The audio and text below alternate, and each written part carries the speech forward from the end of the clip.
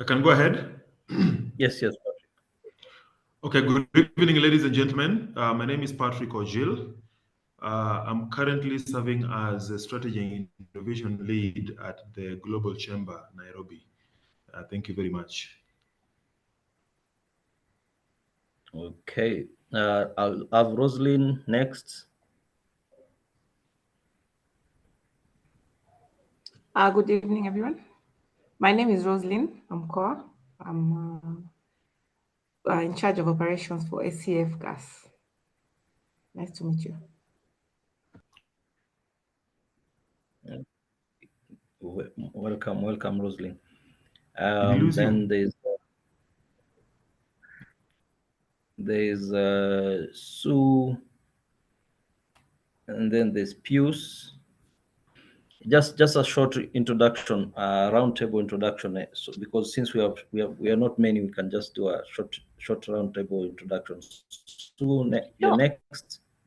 Sure. Hi. So I'm Sue. I'm based in London and I'm actually volunteering with Global Chamber in member engagement and events. Yeah, that's me. Thank you. Thank you very much. I also see Pius. Pius, please say something. Thank you very much. My name is Pius Rotich from the Kenya Investment Authority. Yeah. Are you getting me? Am I audible? Yes, Pius. Thank you very much, Pius. My name Actually, My name is I was Pius. waiting to get someone from Kenya Investors. Yeah, my name is Pius Rotich from Kenya Investment Authority. Not part of the Global Chamber, but a visiting professor just Yes. briefly today. A professor masquerading is visiting, and then I will be done with you. Thank you. Yes. Okay. Thank you, Pius. I will invite you. I think we have a session with you people, and you'll just give us more on Ken Invest. Thank you very much for honoring the invitation. And then I'll just go to Ambrose. Ambrose, is Ambrose online? Yes. Hi, my name is Ambrose Olua from Kenya, representing Africa Clean Fuel Gas and Ventures Limited. Thank you. Thank you very much. Then there's Thierry Levin. Hello, I'm Thierry Levin. I'm one of the two global advisors, founding members of the Global Chamber for 10 years now. Based in the Salt Lake City region, Utah, in the American West of the United States. My interest here is the fact that I work regularly with African refugees here in the state of Utah with the AFC, mainly for French-speaking Africa, also other parts of the world. And we have a wonderful African center here in Utah Valley University, one of the 7 universities of the state of Utah. It's called the Ingoma Africa Cultural Center, and this is basically managed by African students who try to bring African culture in the state of Utah, also relationship from students to business between Utah and the African continent. Okay, thank you very much. Ni from Nigeria, please, our ED from Nigeria, please just say something, introduce yourself to the group. Hi, good to see you, everyone. Ni from Nigeria. Hello, Cliff. Good to be here. I'm advisory global chair, not ED, but Debbie is the ED. So thank you very much for having me here. It's good to see Cesar as well. Before Cesar, good to see you soon.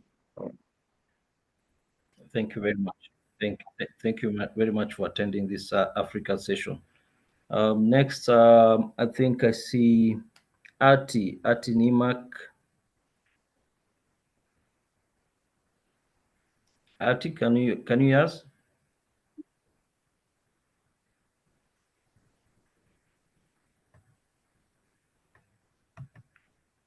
Okay, I'll just Doug. Maybe we'll just say something. I've seen Doug has joined the group. Doug, welcome. Thank you.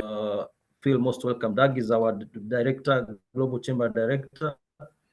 and is currently traveling. So I believe will not be so much online. But thank you, Doug.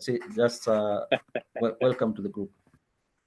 Thank you. My pleasure. I'm just finishing up the newsletter for this week, and I noticed that we have some interesting things I think coming up related to Africa. We have the Mandela Washington Fellowship, which happens every year, starting right around now. I think Monday is the introduction for several of the cities of their visits to the U.S. And then on Mandela Day, July 18th, we're doing an event, at least one event in the U.S. So we're looking forward to that. Also, probably worth noting that tomorrow is Juneteenth, which is now a national holiday in the U.S. So those are some of the things that are going on this side. Thank you for hosting the event today. I'm happy to participate.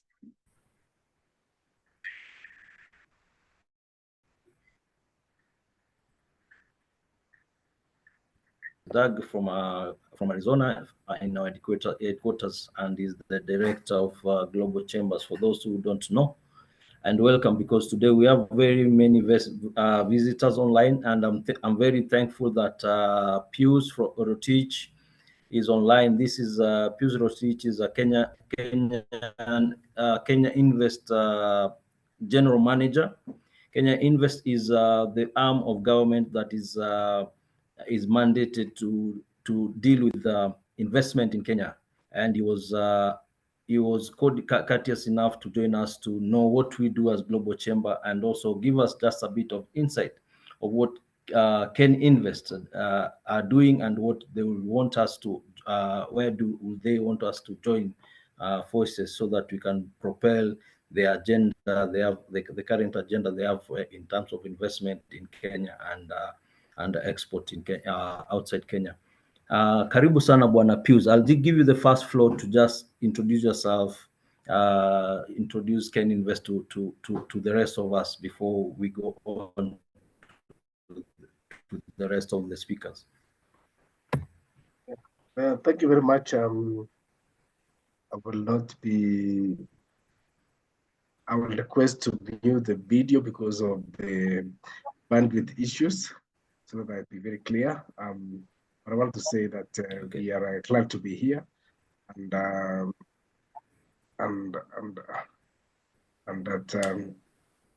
we want to talk to you about what we do at Kenya Investment Authority.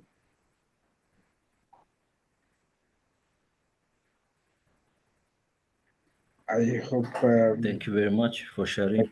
Yeah, Just go ahead. Are you able to see? Yeah. So Yes. I'm here on behalf of the Kenya Investment Authority, a government agency, and our main product is Kenya, to market Kenya as the most preferred destination in the region.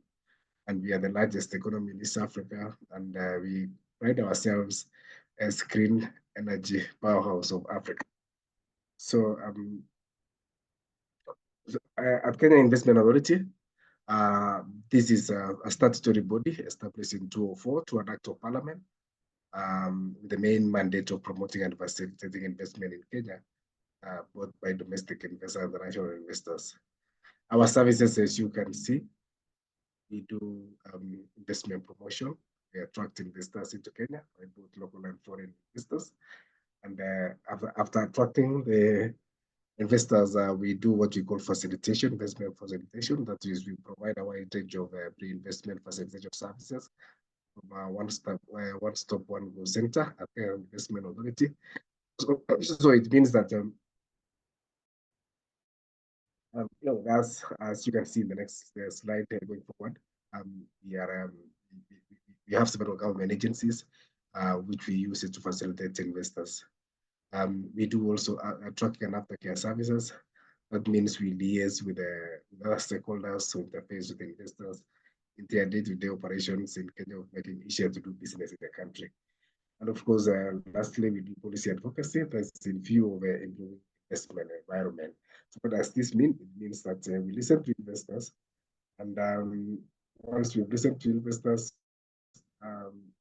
we we take into account whatever they tell us so that we can inform the government, and so that we can the government can be able to set rules and regulations, which is in our view is going to make Kenya attractive to investors. Our services are virtually free. All our facility services are to all investors are free of charge.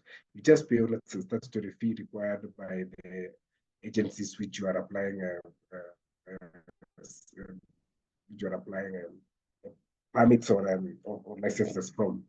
Otherwise, that is what we do, and we encourage all investors to come through Can Invest, because if you come through Can Invest, you will be given government answers. But if you go to other agencies, then you are going to deal with strict information. So we pride us.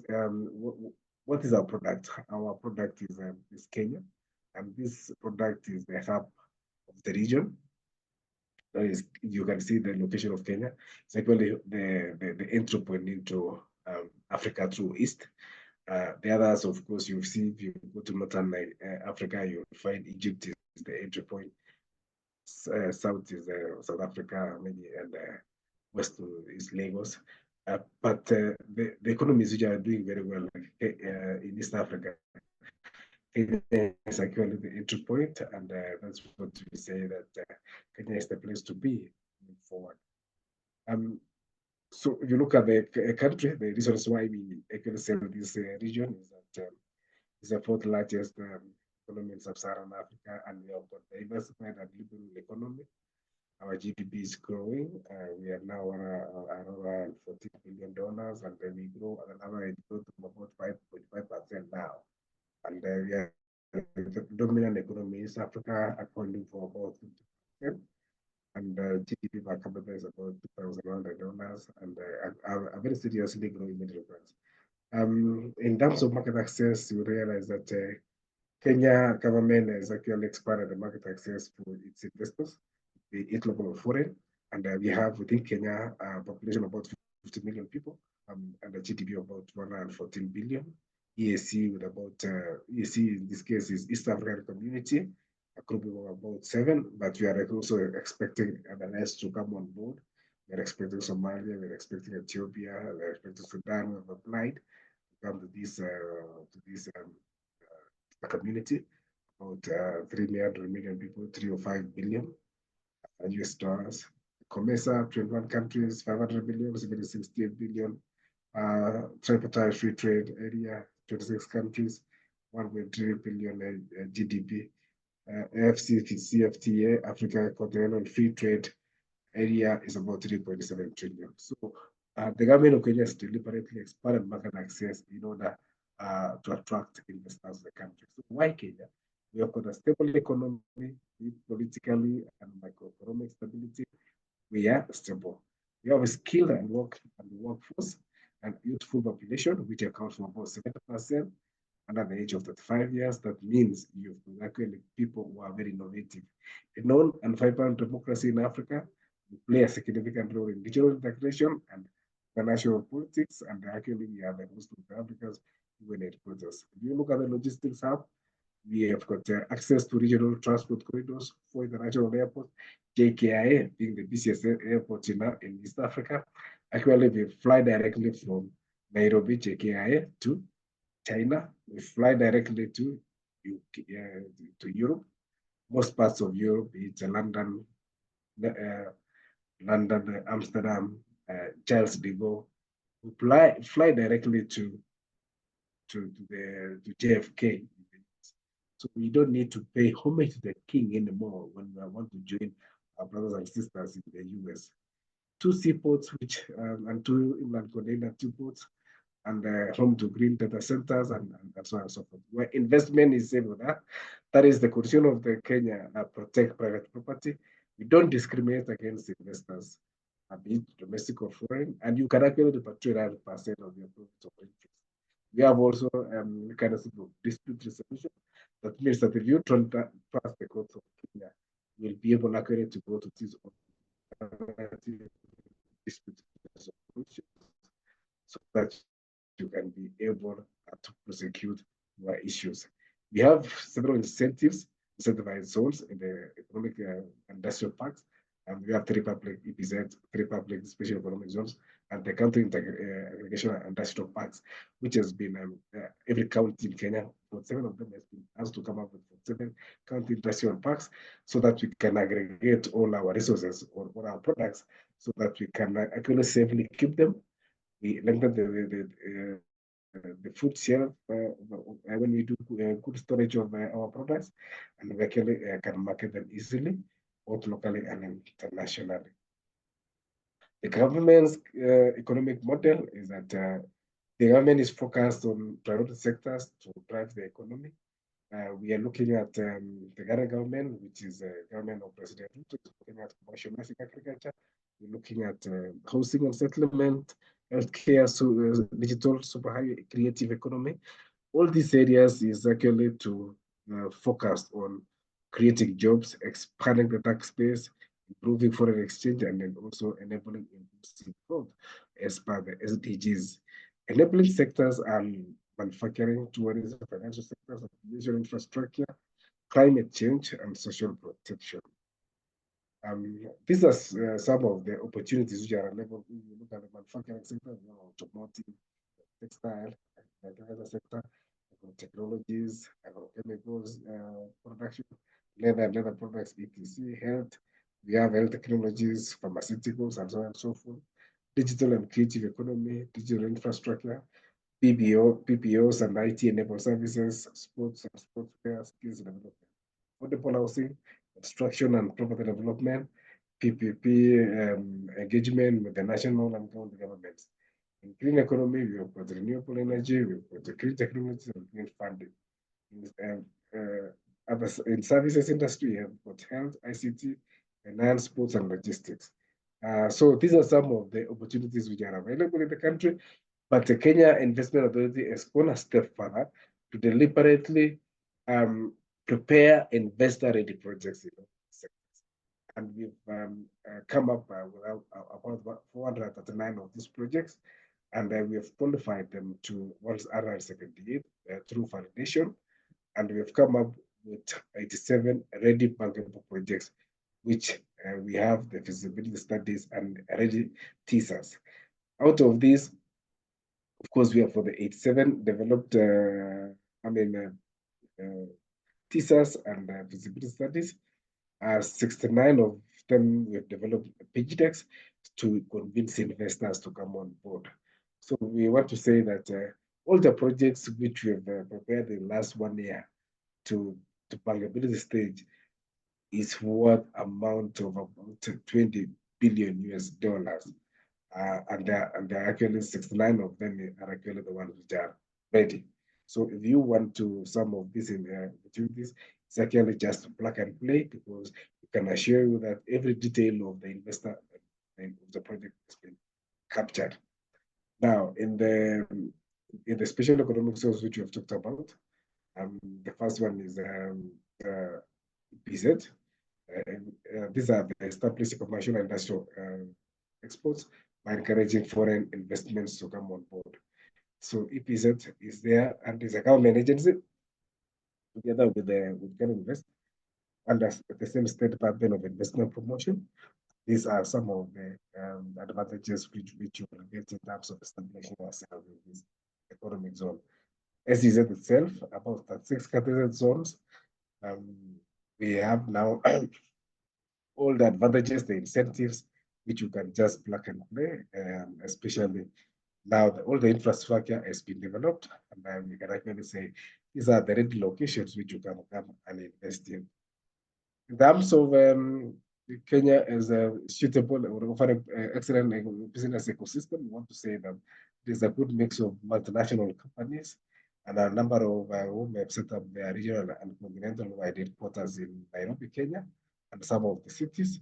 And so it gives energies for companies to collaborate together in a symbiotic relationship whereby each and every company is going to gain from multinational, and also our private sector. We prepare them, the small and medium enterprises, we prepare them to service all these multinationals important in Nairobi. At Kenya Invest, we want to say that Kenya is open for business. And at Kenya Invest, we've come up with One Start, One Go Center. This is a very good facility to coordinate or support a facilitation of investors. We've got the common registration. That means the registrar of company of the Republic of Kenya is posted some staff to Kenya Invest to come and support investors to register. KRA, Kenya Revenue Authority, has also posted officers to come and handle in tax in registration issues. We have got a full-fledged immigration department. So as an investor, you don't need to go to the headquarters, warehouse to go and look for work permit. You can also obtain an environmental impact assessment through the NEMA desk, that is National Environment Management Authority desk, for those investors whose investments affects environment. You can be power connected through Kenya Power and Lighting Company, and we have for the export processing zones and special economic zones set up in the country. All this is actually to ensure we have expeditious resolution of bottlenecks of investment matters. And we are saying that on those investments which require attention, we have actually come up with the National Investment Council, which is a green channel on impact investment. This National Investment Council is chaired by the president himself, and it's now about 2 years running. And I want to say that this is the best thing which the government of Kenya has ever had, since it is giving a lot of focus on investment protection. The government has gone out there to also de-risk the investment through the Kenya Development Corporation, which offers the risking program.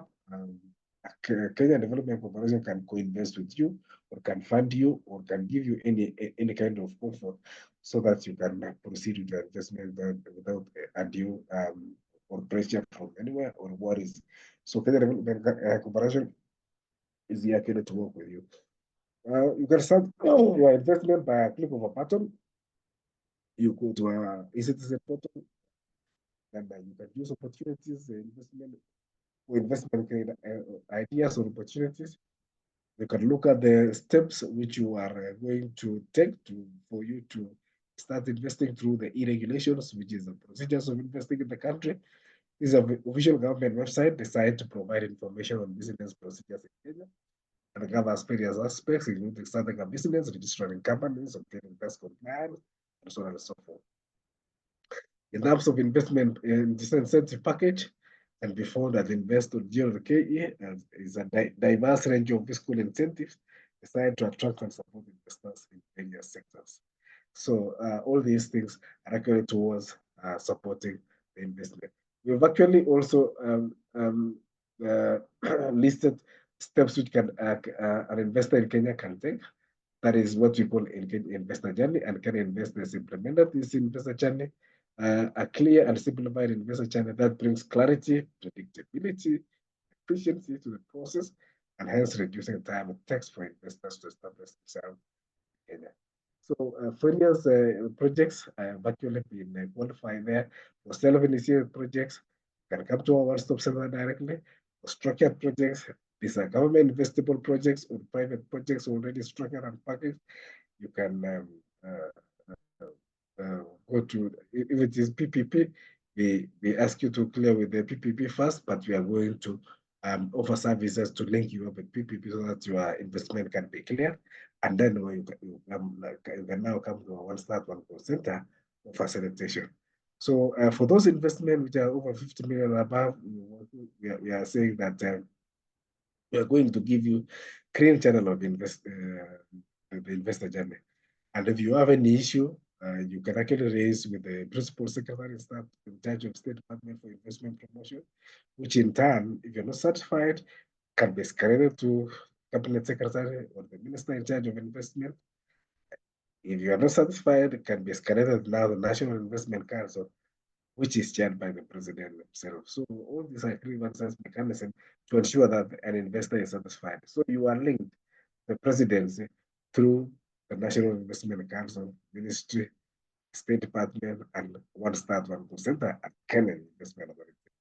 I want to say that I would not like to take most of your time, but I want to state that So since we are working together and we are working together with local chamber and we are going to have an event somewhere this year in October, we're looking forward to be part of it so that we can be able to facilitate investors. Those very many and few remarks I would like to submit, and I say that Kenya is the place to be, and be blessed and welcome. Thank you.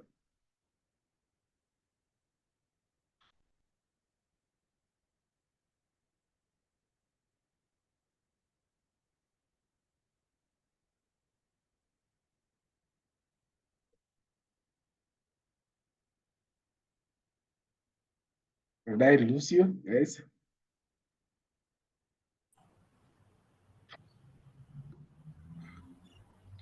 Hello? Hello? Yes. Okay, thank you very much, Bwana Rotich, for the lovely presentation. Yes, you can.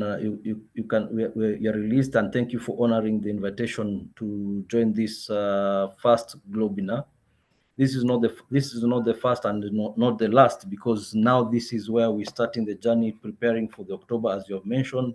We will want to work with you and work with you so that it makes it easier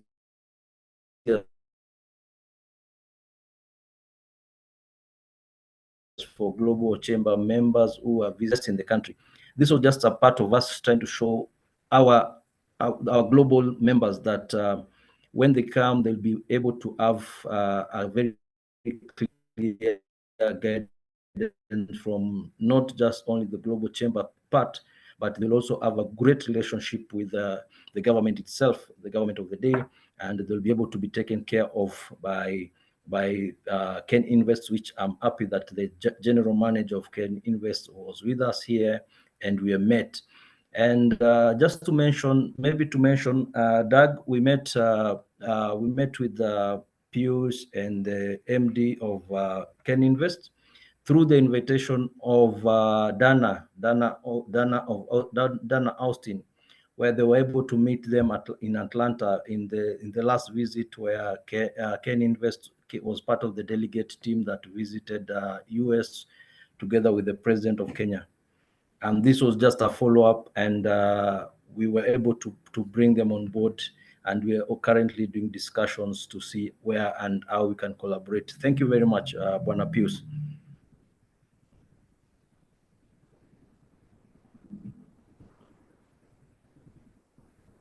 Okay, just to our next speaker will be just a brief one. Crescent from Ghana. I believe you're doing some investment, and I just wanted to showcase also some of the things that we're able to do. And you had asked me what are some of the low-lying fruits in Kenya that we can be able to present to you, so that you guys can be able to look at in terms of investing in Kenya. So Christian, if you're on board, kindly just unmute, say hi, and just introduce yourself to the group.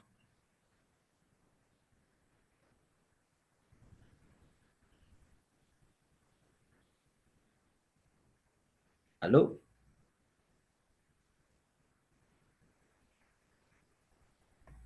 Hi guys. Hi Cliff, can you hear me? Yes, I can hear you. Hello. Yes, we can hear you loud and clear. Okay, great. Thank you for this opportunity. Sorry, unfortunately, I cannot where I am. I may not be able to be on video. Sorry about that. Trying to get that. But, no problem. We are in Ghana. Basically, my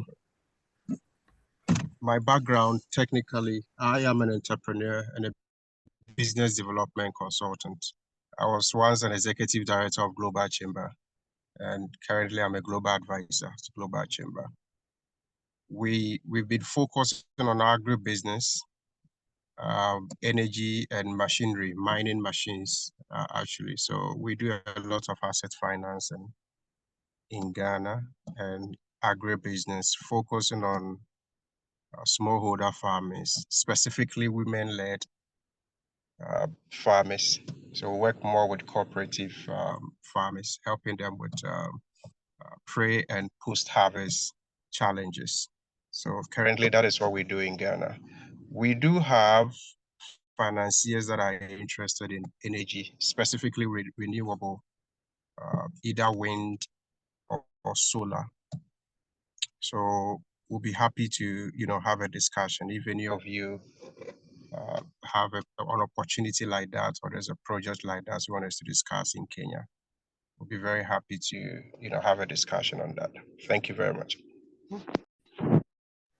Thank you very much, Christian, for taking your time to join us. I know I caught you off a bit when you're on the road, so but thank you very much, and thank you for the interest that you have, and you are able to extend the same services to across Africa. And this is what you're saying about trade and intra investment in Africa. So I'm very glad that you joined in to just listen in. Maybe yes, you're looking at the solar energy and wind, but maybe perhaps I will also just take a brief introduction to Ambrose. Ambrose is doing something very interesting here in Kenya. It's concerning energy. And Ambrose is one of the people in the lineup that I've been trying to rope in to be a member of the Global Chamber, and he's been doing wonderful job in terms of trying to change to lower the cost of using energy in terms of vehicles. So Ambrose, kindly join in and just do as a presentation of what you're doing and share with us what you guys are doing at ACF.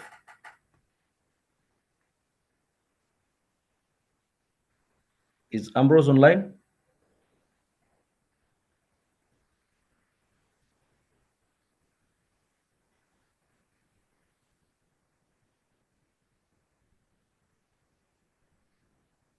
Patrick? Yeah, he's here. Let me just sound him up. A second. Okay.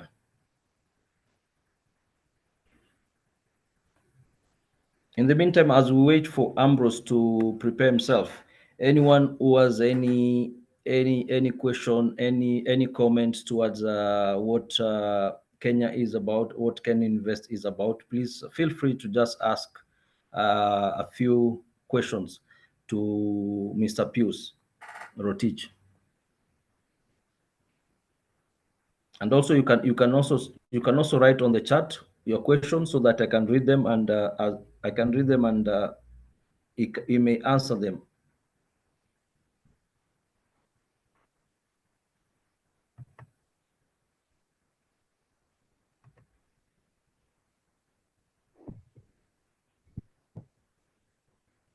If I may, hello, can you hear me? Yes. Go ahead, Christian. Curious to know how much it costs to set up a limited liability company in Kenya, and Yes. what are the incentives? Does it differ from industry to industry? A quick one, if I can get brief on that. Okay.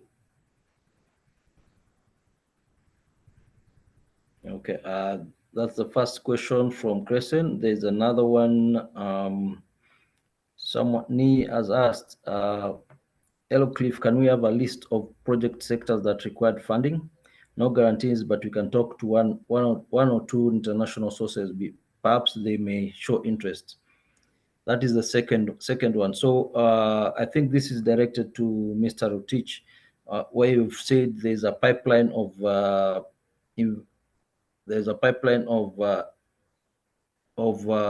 investment ready that have already been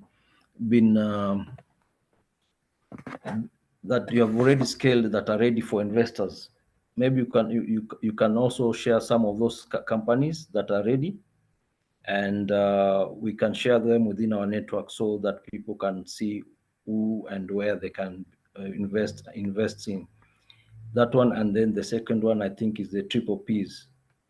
Also, where those investments, so where the triple Ps is required, low-lying fruits that investors can look at, and also representatives of the investors can also look at.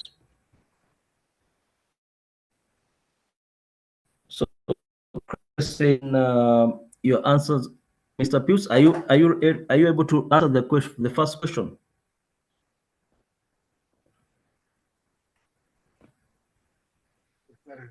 Sorry. Yeah, but Caleb, I'm here with my colleague Nangila, who handles the US market. Yeah. So quickly, how much is it to set up a limited liability company in Kenya? It requires statutory fees to set up a limited liability company. Basically, it's about $90 or it's about 11,000 Kenya shillings, which you can pay online via M-Pesa. There is no physical cash in Kenya in terms of setting, payment of the registration fee. So you can actually do it by M-Pesa or a credit card and so on and so forth. So it's just basically, so for you to get me clearly, to set up a limited liability company, the fees required is, and actually you can do it online. You can go look into our eCitizen, then set up your company. It's cost only about basically $90. Is it clear? So if somebody asks for the $10,000, you know that one is a con man. And that's actually what we and that service we can actually help you at Kenya Investment Authority. Just give us a call, just engage with us on email. Just you come here physically, we'll be able to set you a company even while you are in. You said you are in Accra. If you are based in Accra, we will set a company for you. Thank you very much, Madam Pius. Just a quick question, Mr. Pius. How long does it take to set up a company in Kenya, a limited company in Kenya through Ken Invest?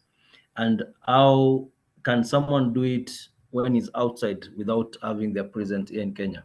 Yeah, you can do it. You can do it. As well, I've said that you can actually engage us online. You can call us. You can do everything. You reach out to us. You can physically come here, and your company will be guided on step by step. Actually, you will be the one doing the registration yourself, and it will be sorted out. Number two, how long does it take? Just by a click of a button. By the time you finish the process and start paying fees, we can actually say that that process is dusted. So actually, not more than a day. You just one day, 2 days maximum, you are able to set up. It depends on your response. If you are tech savvy and everything, you'll be able to register it within a day. But if you are old guard like us, I've seen most of us are old guards who may not be tech savvy, so it might take a day or two. Thank you. And now, in terms of incentives, several incentives, and actually, if you go to our website, you'll find several incentives which is sector-based. From one sector to the other, you'll find incentives which is this there. Finally, on the projects, actually, the projects, you go to our website, www.invest.do.ke, and from there, you will get all the investor-ready projects, and even those which are still proposals, they're there. You register, ask us questions, and then we will be able to respond to you. So everything is actually at your click of a button. Thank you. Thank you very much, Mr. Pius. I think that has answered your question, Crescent. Because of time, I'll just allow Ambrose to jump in. Ambrose, please, when you're ready, jump in and take us through your current project and what you're doing. Thank you very much, Cliff, for having me here with the Global Chamber today. I'm quite pleased that I'm actually following up on Kenya Investments presentation, where they've actually highlighted Kenya as a green energy powerhouse. That is quite related to our project, which is basically in that area of green fuel. I've shared my screen. I hope it is visible to all. Just a brief, the Africa Clean Fuel Project, our main aim is to enable low carbon fuel solutions for Africa's road transport sector.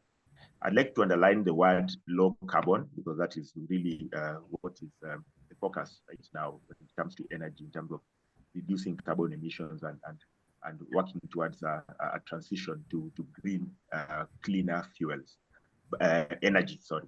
I also underline the word fuel because we are still in the fuel space. We're still using fossil fuels, but we're using what we would call cleaner fossil fuels. In Africa and in Kenya specifically, gas is considered green. Gas, specifically LPG, is considered green energy. And so our focus as Africa Clean Fuel Project is to promote gas value chain as a low carbon fuel solution for Africa's road transport sector. We all know that Africa is a continent that has one of the highest instances of energy poverty. We also know that Africa also suffers the most from all the climate change that is happening currently. So we are at both ends of if I call it the bad side of the stick, where we suffer the most from climate change, while we also have the most expensive fuel energy solutions in the world. Unfortunately, from where we sit as ACF, we see the solutions being promoted to being pushed to Africa for transition to green energy being actually expensive. So it's not really solving energy poverty, might be solving our climate, our greenhouse gas emissions problem, but it is not giving us energy that is affordable. So what we are doing as ACF basically is to promote the development of clean fuel solutions, focusing mainly on the gas fuels, LPG, CNG, LNG in East Africa. We are starting obviously with LPG because they've already quite a well-developed distribution infrastructure for LPG in Kenya. LPG currently is being promoted as the primary fuel for household energy. And we feel that we actually see the need to also not just promote LPG as a household energy, but also as a transport energy. Over 70% of fuel that is imported in Kenya, gas and oil, fossil fuels, is actually consumed in the transport sector. So if you're going to reduce greenhouse gas emissions in Kenya and in Africa by large, the transport sector should be one of the key areas where we focus to be able to reduce these emissions. So since our focus is on LPG, we've looked at the problem that LPG can solve in three ways. One is that the high cost of fuel. The price of petrol in Kenya is quite high. The last 24 months, it's been on the rise, though the last 6 months, it's been on the low, but government is keen to still tax the sector. So we do not expect the price of fuel to come lower. Instead, as the global price of fuel comes lower, which will not really, we're seeing all these international energy tensions happening around, which will ultimately result in higher fuel prices, and governments desire to continue taxing the fuel sector. So we expect the price of petrol to be quite high for the foreseeable future. Carbon emissions obviously is a key focus area in the country, actually in the world right now, we will reduce carbon emissions. And the transport sector, as I mentioned, contributes up to 25% of the country's carbon emissions. And then finally, the high acquisition cost of clean energy solutions. There has been some concerted effort to promote, of course, EVs as a solution to reducing carbon emissions. But the price of these EV vehicles is quite high. So the market is really not able to afford this. So we are foreseeing a situation where in the near future, most of the people who have acquired these vehicles will not actually be able to sustain them, both from a price perspective, but also from a technical perspective, because we do not have the necessary technical infrastructure to be able to maintain this. So our solution is very simple. Because we are focusing on promoting LPG as a primary source of fuel in the country, we are keen to solve these three main problems. Where one, establishing a nationwide autogas station network, so that people who want to convert their vehicles and consume low carbon emission and cheaper fuel can be able to do this. Currently, the price of auto gas in the market is roughly between 105 to 120 Kenya shillings, which is roughly half the price of the pump price of a liter of petrol. We will also be able to reduce greenhouse gas emissions by up to 25%. The cost of converting to auto gas vis-a-vis cost of converting, for example, to EV is much, much lower. So our solution actually gives a lower cost conversion technology, and then also technology transfer and employment creation. We intend to train and employ around 1,000 technicians across the country, training them on LPG auto gas technology, and also employing them within our auto gas centers across the country. Our business model is quite simple, really. One is demand side. We want to ensure that people can be able to afford these kits, because that's a big issue. We're living in a country where not just energy poverty, but it's a low-income country. So being able to enable motorcycle operators, tuk-tuk operators, taxi operators, PSV, public transport operators, to be able to convert their vehicles is important. So we are working with financial institutions to enable them provide this conversion kit financing so that people can be able to afford. Currently in Nairobi, I think we have around 18,000 vehicles that have been converted. 90% of these vehicles have been converted through an asset finance facility, where lease the converter actually provides leases the kit to the operators. So this has actually enabled the growth of the auto gas market in Kenya, and we expect this growth to continue, especially if we are able to provide this facility. Secondly, affordable conversion kits. We are currently talking to a couple of manufacturers, mainly in Asia, to ensure that the kits we bring are quite affordable. So they're not just able to get a facility to be able to convert their vehicle, but the kits that you are able to purchase are also affordable. Then thirdly is a nationwide auto gas station network. The current challenge we have in Kenya right now is that we only have, I think, 8 stations within Nairobi serving almost 18,000 vehicles. So that has more or less curtailed the development of the auto gas network. And we also only have one conversion center, where if you want to convert your vehicle, you'll have to book and line up for almost 2 months before you are able to get your vehicle converted. That just shows the level of demand for lower cost fuel in the country. And then fourthly, we will have a robust customer acquisition retention program. We are implementing a very robust CRM and loyalty system to ensure that when we are able to acquire customers, we not just have them in our stations once, but we are able to get repeat service by having a very robust loyalty system. And then finally, a certified conversion and training center. It is important that we are able to train technicians who are certified to ensure that we maintain safety and integrity of the auto gas infrastructure, not just the vehicles that are converted, but also the station. So we are quite keenly working with manufacturers of the kits to ensure that we have a certified training program. And we are also working with government to be able to enable us to develop a certified curriculum that will be able to train and these technicians. Our competitive advantage, we have 4 main competitive advantages. One is that we have strategic partnerships for auto gas station location. We have partnered with the National Oil Company, which is a government-owned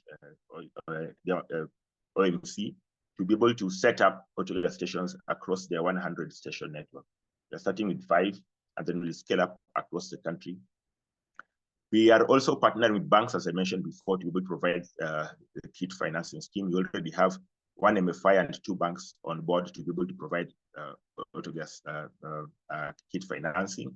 We have also partnered with world-class auto gas station equipment manufacturers. Most of them are Italian, really, to ensure that the kind of equipment we bring into the country, the auto gas station equipment, are quality. And then finally, we have also partnered with manufacturers, mainly in Southeast Asia, India, Pakistan, to ensure that we're able to bring in market-appropriate conversion kits. Just to take you back, the Kenya market is quite big in terms of vehicles.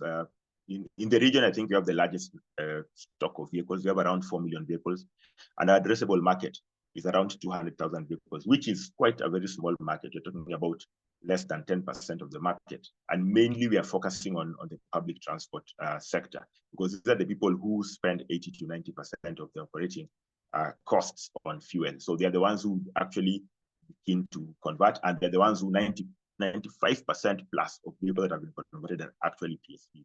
So we are looking at vans. We are targeting 5,000 vans, 50,000 taxis, and around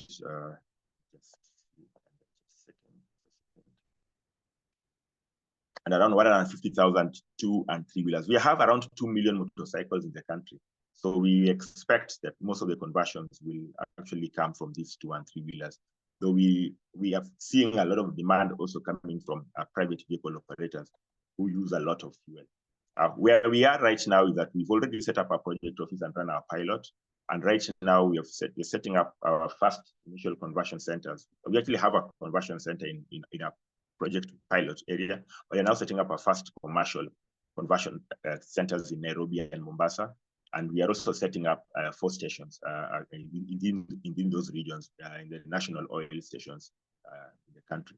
So we are also now finalizing with government agencies on the traineeship program for the automotive technicians, and obviously will result in a nationwide marketing and publicity campaign so that we can be able to get as many people as possible. We are looking for around $10 million.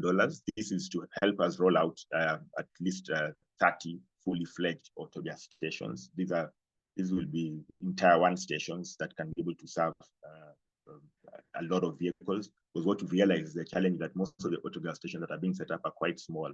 So we're having a lot of pressure and demand from consumers who end up lining up in long queues to be able to refuel. We want to set up huge stations so that we're able to reduce these queues and spread the stations across the country. Secondly, importing kits and setting up conversion workshops so that we can be able to convert the vehicles as much as possible. So this is long and short of our project.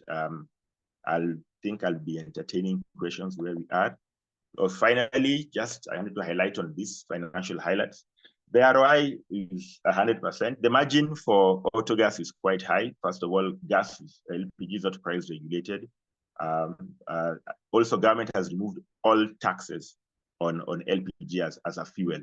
So it competes very favorably against petrol and diesel in terms of price. And also in terms of margin, we are able to talk about 50% margin, especially if you're going to be doing the volumes that we're talking about, because we'll be able to build back on the supply chain and be able to source a bulk gas. This is one of the reasons why we're actually keen to set up a nationwide network, because that will enable us to be able to source gas in bulk, and that means that we're able to source gas very competitively.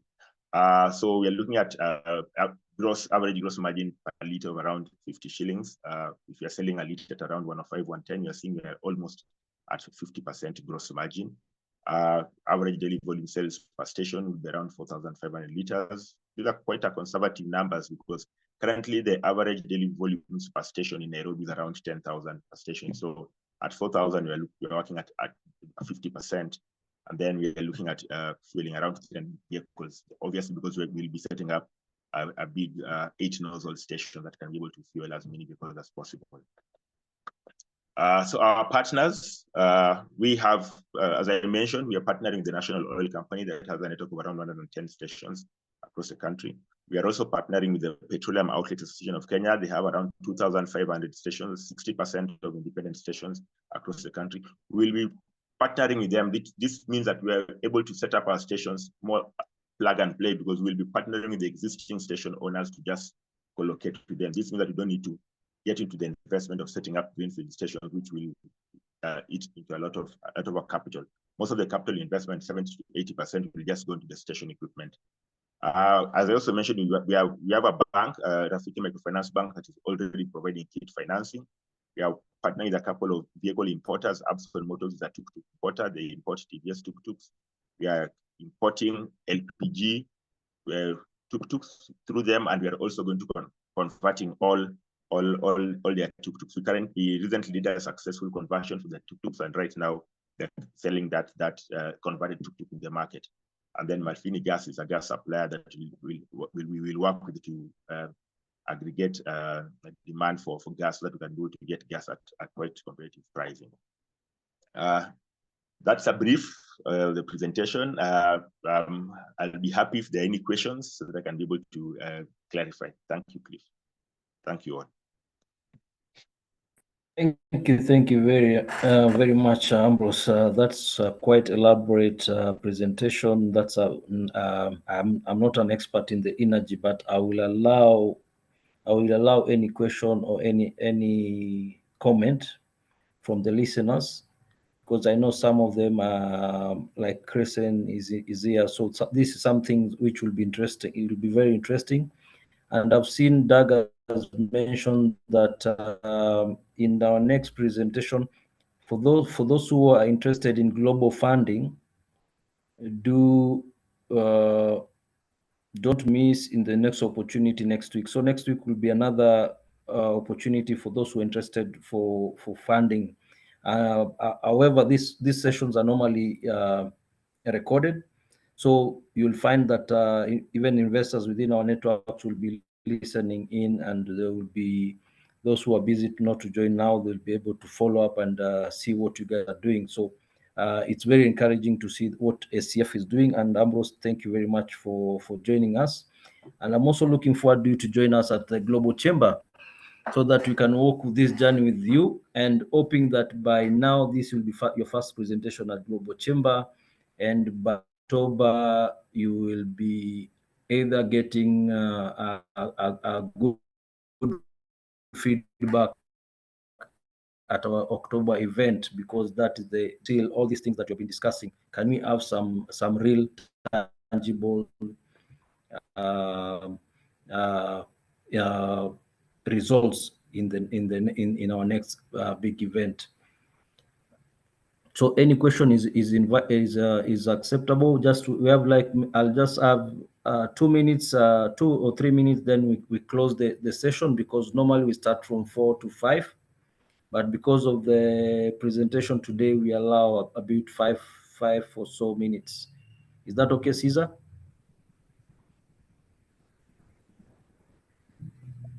Yes, Cliff, that's okay. As long as we can close out at least in 25 minutes, that should be fine. Thank you.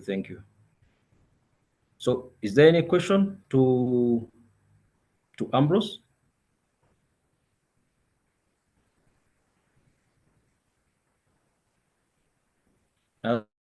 I've seen Lydia has also been added to the group. Lydia, thank you very much for joining. Lydia is, as I've been introduced before, Lydia is the Ken Invest lead at Africa, Kenya, US, Africa projects. Thank you very much, Lydia. Thank you so much. Are you back in the country? Yes, I am. I'm in the country now. So we can proceed with the engagements, and we are happy to engage and just follow through some action items through to the end. Thank you very much. Thank you very much. I'm sure we'll have another meeting with Ken Invest so that we can see where we get Nairobi and Chamber. We're going to collaborate with you.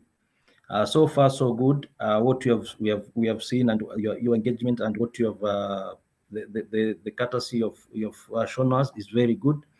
So we are pleased that we are going to have a very robust relationship with you as Ken Invest. Thank you very much. So if there's no more question, I'll want to close this session. And as like I said, these sessions are normally online, and they'll be shown. They'll be on our YouTube channel, so that even other members can follow up and see what we have. Thank you very much from Ken Invest. Thank you very much from SCF. Thank you very much from Ni also for being on board. Ni Sanusi from Nigeria, and Christian from Ghana. Thank you very much, everyone. Thierry and everyone who has been on board today. Thank you very much.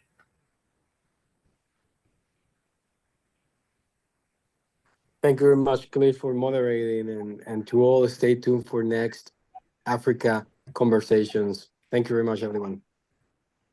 Asante.